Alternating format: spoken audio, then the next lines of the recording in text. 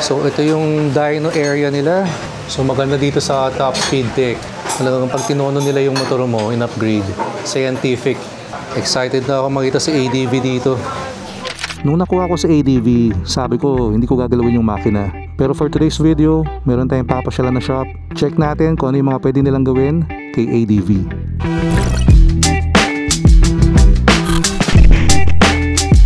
Alright, so we're on our way to Top Speed Tech sa Imus, Cavite.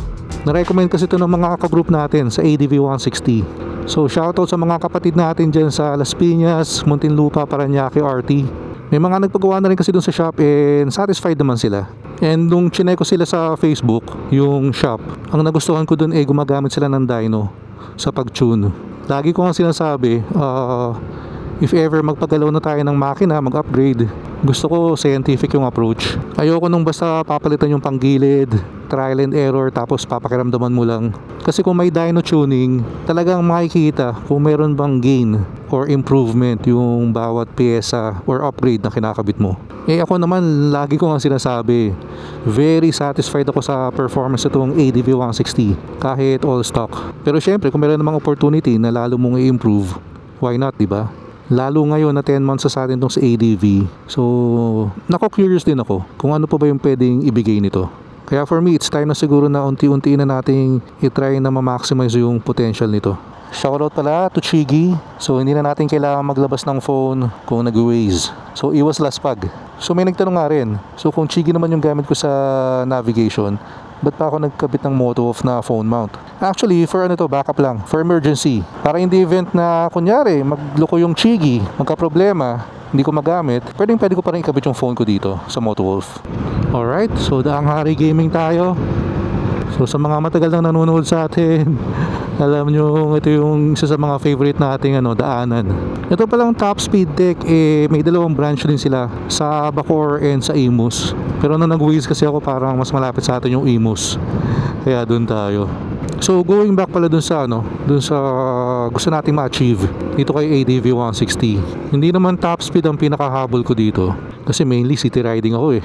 Hindi ko naman makaka-top speed dito sa mga dinadaanan natin. Pero kung kaya pang ma-improve yung low to mid end power, sobrang okay yun. Kasi gamit na gamit mo sa city riding yun, yung arangkada. Pero ang isa ko pang iniisip ngayon is yung fuel economy. Hindi naman tayo nagpo 45 kilometers per liter sa ngayon. Actually nasa 36 lang tayo. Kasi nga mainly city riding. So sana pag pinagalaw na natin yung panggilid natin, nag-upgrade na tayo, sana hindi bumaba yung fuel consumption natin. Mas okay kung mag-improve. Pero kung di mag-improve, okay na ako. Basta wag nga lang mas lalakas sa gas. So shoutout sa mga tropa natin dito sa Motor Ace. And kinuha na rin pala natin dati yung benchmark nito ni ADV. Diyan tayo nag-shoot sa kabila. Bali kinuha natin yung 0 to 60, 0 to 80, 0 to 90 kung gaano kabilis.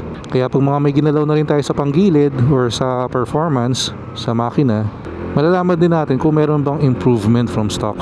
Alright, so Molino na to. Ito yung daan papuntang Vermosa. Yun, welcome to the city of Imus.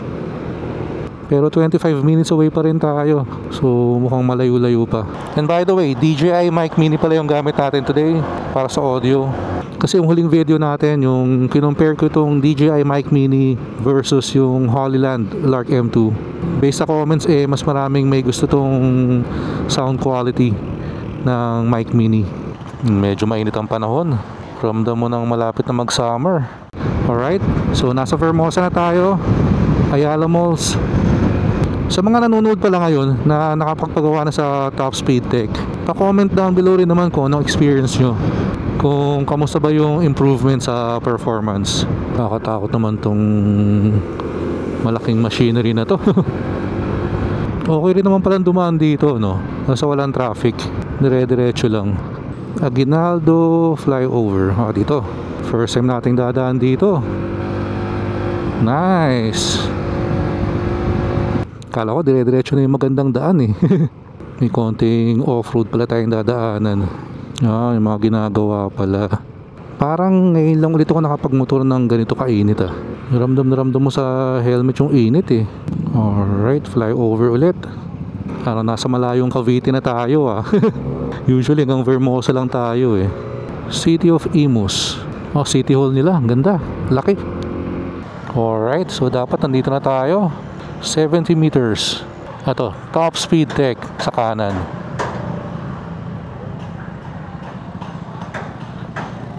Dami nagpapagawa. Ito yung dyno area yata nila. Afternoon po. Alright, so we are here. Top speed deck with Sir Jay.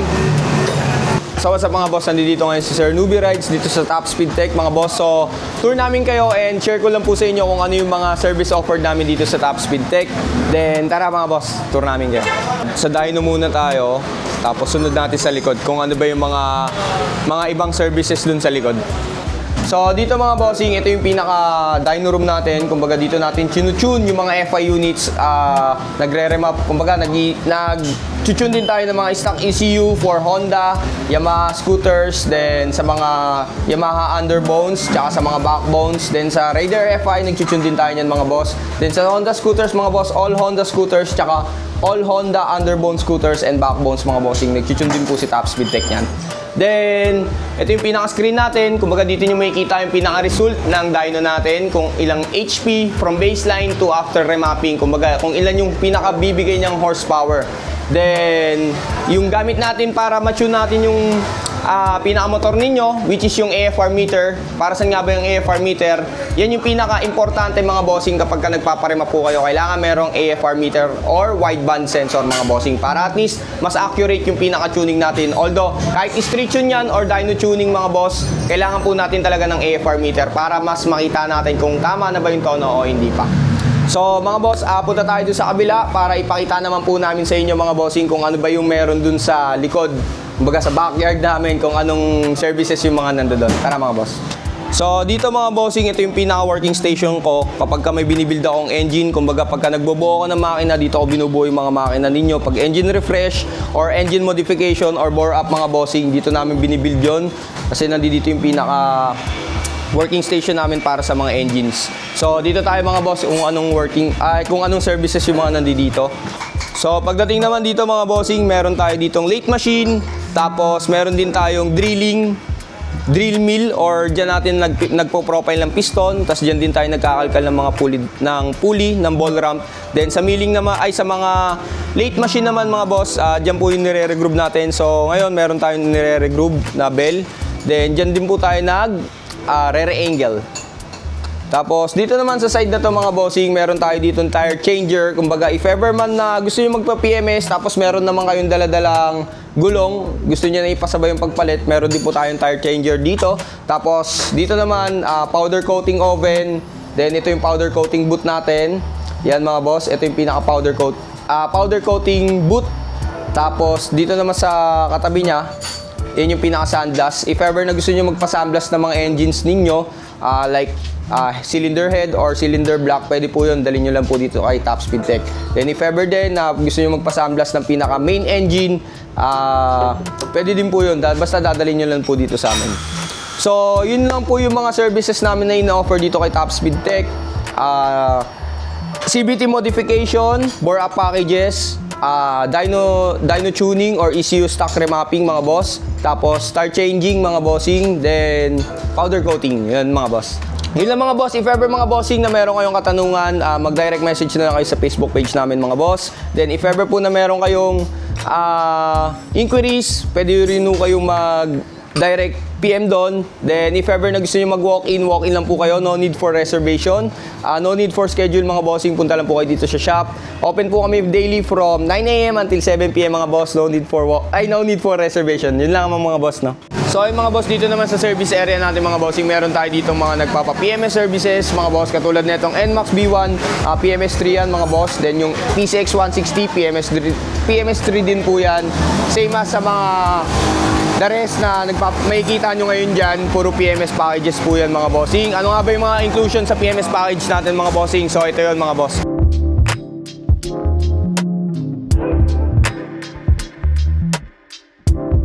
Diyan sa PMS packages natin mga bossing, included na po dyan yung labor, all-in labor na po yan. Pero yung mga parts hindi pa po siya included. Pero meron din tayong freebies. Ano nga ba yung mga freebies natin? Yung engine oil, yung gear oil, then yung mga cleaning materials, yung mga panglinis na gagamitin sa motor ninyo, included na din po sa package yun. Hindi nyo na kailangan bayaran. Talagang ang kailangan nyo lang pong bilhin, yung mga pyesa lang. Sir Jay, sir, maraming salamat. Takis tayo. Sir Butoy, sir, maraming salamat sir. Ingat. Alright, so excited akong bumalik dito sa Top Speed Tech. Schedule natin kung kailan tayo magpapagawa. Actually, nung ko pa sila nakikita yung Top Speed Tech sa Facebook, kasi vlog din ni Sir Jay yung mga gawa nila. Kaya nung nirecommend sila nung mga kagrupo ko sa ADV 160, hindi na ako nagdalawang isip na pasyalan. Pero ang sabi rin pala ni Sir Jay kanina, kung magpapa-dyno tune ako sa kanila, mas maganda kung palit exhaust na tsaka yung panggilid, para isang tuning, isang remap na lang. Kasi pag hindi mo pa sinabay-sabay, for example, inuna mo yung exhaust, diba? Tono nila, remap. Pag dumating yung time na gusto mo na rin i-upgrade yung panggilid mo, panibagong tono na naman yan, remap, dyno tune, para isang gawaan na lang. Yung tinanong ko rin kanina kung ano ba yung recommended nila na muffler for ADV 160. Kasi tinanong ko kung kamusta ba yung Vamos eh. Okay daw ang tunog nun, nung Vamos. Pero kung gusto mo raw ng performance, yung JVT version 3 daw ang the best for ADV 160. Eh, wala man ako masyadong alam dyan. So, syempre, kung anong sabihin nila, dun tayo. Sa mga gumagamit ng JVT version 3 dyan, pa-comment down below naman kung kamusta ang experience nyo. Pero yun na nga, tinanong ko rin kanina kay Sir Jay kung kamusta ba yung gas consumption after ito, i-remap, palit panggilid, palit exhaust. So pag kinorek daw yung AFR or yung air fuel ratio, there's a good chance na tataas ng konti yung konsumo ng gas daw, which is understandable. Sayang kasi gusto ko rin talaga sana yung Yoshimura na exhaust, pero ang mahal eh. Kaya nasa point na ako na nagiging mas practical na ako. Dati kasi ang gusto ko yung panay pang diinan yung mga kinakabit ko dito sa motor. Pero ngayon basta maganda performance, okay naman itsura, goods na tayo. Pero in terms of performance upgrade, hanggang doon lang siguro tayo. Hanggang exhaust and panggilid lang, CVT upgrade. Hindi na natin gagalawin yung pinakamakina, which is ginagawa rin nila. Kung gusto mong hardcore talaga, pa-rebuild ka ng engine, papalitan mo yung internals. Diba, ginagawa pa ng iba, tumataas yung displacement. Pero syempre, kanya-kanyang trip naman yan. Feeling ko kasi pag umabot ka sa part na ganun, medyo mako-compromise na rin yung reliability. Sa panggilid and exhaust pa nga lang, tingin ko dyan, hindi na kasing reliable ng stock yan ng all stock. Alright, off-road gaming. Pero excited ako sa bagong chapter nila ni ADV 160. Once umpisahan na natin yung performance upgrades. Kasi for the longest time talaga tayo stock lover tayo Kay Zinen ang pinaka-performance upgrade natin dun yung exhaust lang. Pero hindi pa full system yun Ano lang yun, slip on tsaka breadbox delete. Guys, plug ko na rin pala kasi very close to 14,000 subscribers na tayo sa YouTube channel natin. So sa mga hindi pa nakasubscribe, please click the subscribe button below and like and share the video. So sa mga nagbabalak ding mag-performance upgrade ng ADV 160 nila, abangan nyo yung mga next videos natin. And dun pala sa mga may alam kung saan din makakabili ng JVT version 3 na best deal, pa-comment down below lang. So maraming salamat sa mga sumama sa atin today. And kita-kits tayo sa next video. Ingat kayo lahat palagi. Always ride safe. Peace out.